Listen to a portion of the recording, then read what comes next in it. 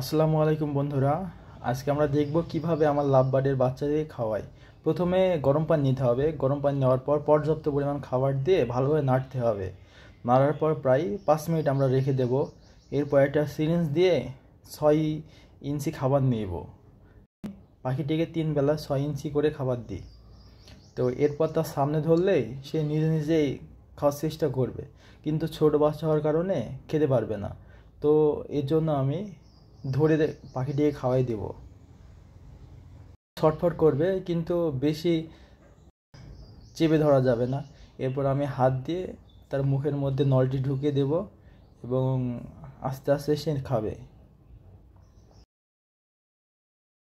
এখন দেখুন, খাওয়া শেষ করে আমার হাতের উপর বসে আছে। এরপর আমি আর একটু বাকি আছে খাবার, ওই খাবারটুকু আমি খাওয়াই দেব সম্পূর্ণ। ভিডিওটি যদি ভালো লাগে আমাদের চ্যানেলটিকে সাবস্ক্রাইব করে দিবা আর এটা লাইক করে দিও পাখিটির জন্য।